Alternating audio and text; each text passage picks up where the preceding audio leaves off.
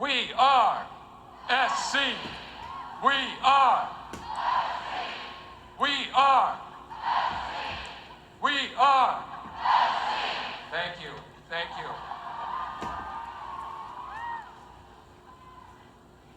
It is such an honor to deliver this year's commencement address to the University of Southern California's graduating class of 2017.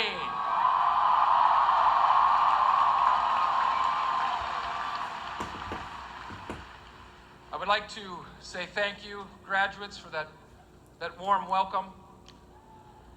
I would also like to apologize to all the parents who are sitting there saying, Will Ferrell, why Will Ferrell?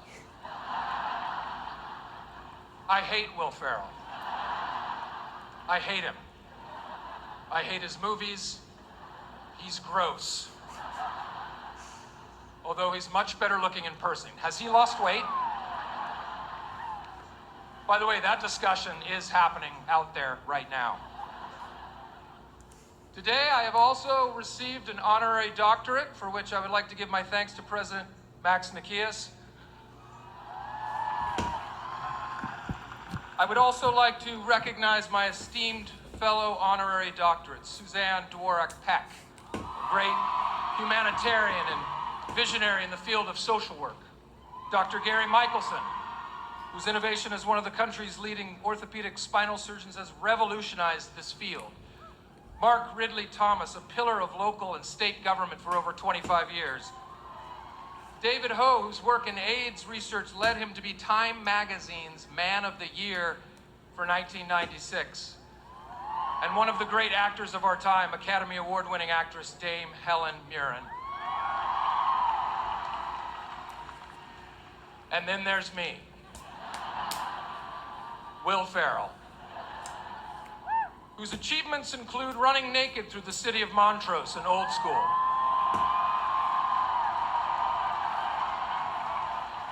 Montrose in the house, all right.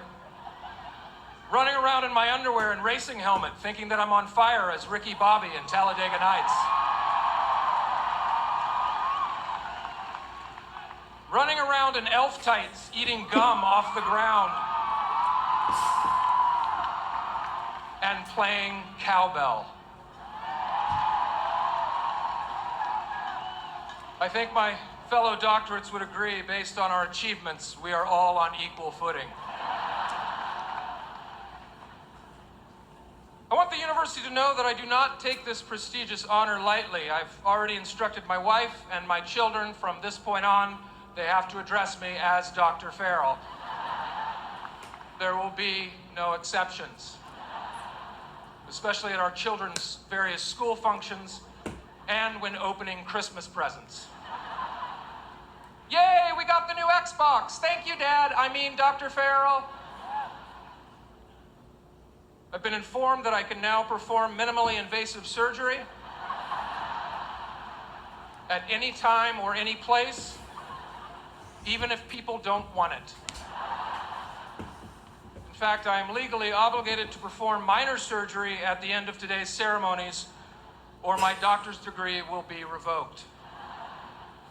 So if anyone has a sore tooth that needs to be removed or wants hernia surgery, please meet me at the surgery center. By surgery center, I mean a windowless van I have parked over by the Coliseum. The next time I'm flying and they ask if there's a doctor on board, I can now confidently leap to my feet and scream, I'm a doctor. What can I do? Yes, no problem. I can absolutely deliver that baby. Hopefully it will be on United Airlines.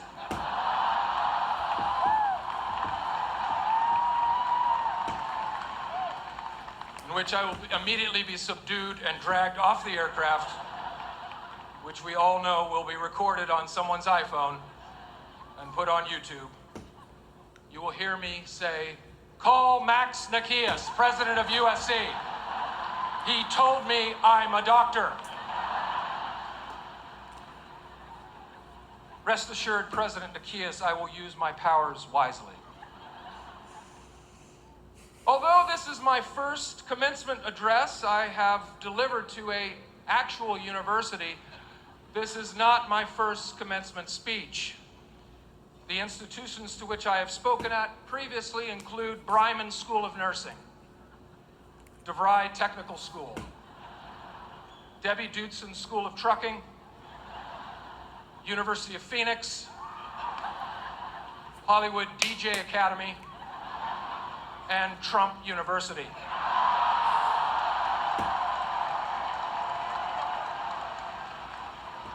I'm still waiting to get paid from Trump University. In fact, it turns out I owe Trump University money for the honor to speak at Trump University.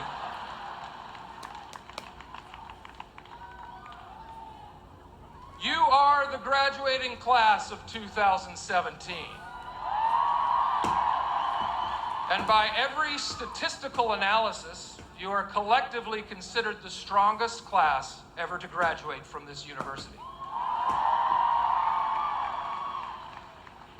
All of you have excelled in various courses of study.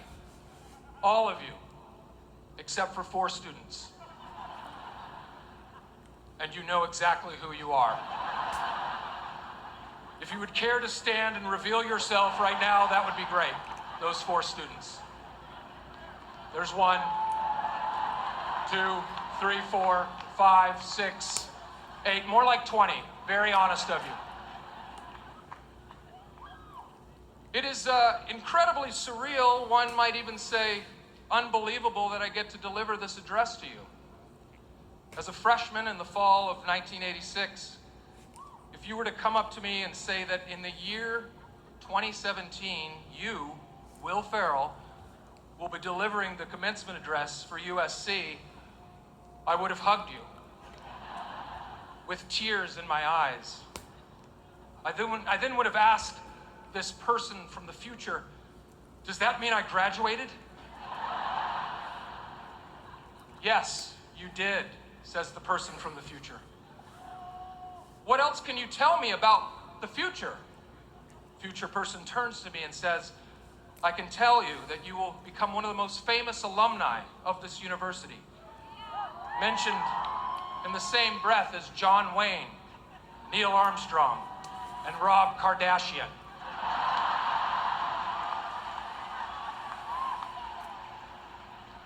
You will be referenced in rap songs from Kanye West to Lil Wayne to Drake. Nas will say, get me real bonkers like Will Ferrell on cat tranquilizer. Is that it, I would ask? Yes, that sums it up. Except one other thing. In the future, there will be something called Shake Shack. It will start in New York and then come to LA, and people will wait hours for a milkshake. That is definitely good, but not that good that you should wait 2 hours. So yes, if I had heard all of that, I would have been incredulous at best. But it turns out I did graduate in 1990 with a degree in sports information. Yes, you heard me, sports information. A program so difficult, so arduous, that they discontinued the major 8 years after I left.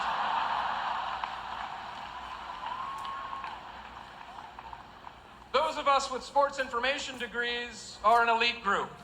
We are like the Navy SEALs of USC graduates. There are very few of us, and there was a high dropout rate. So, I graduate, and I immediately get a job right out of college working for ESPN, right? Wrong. No, I move right back home. Back home to the mean streets of Irvine, California. Yes, Irvine always gets that response.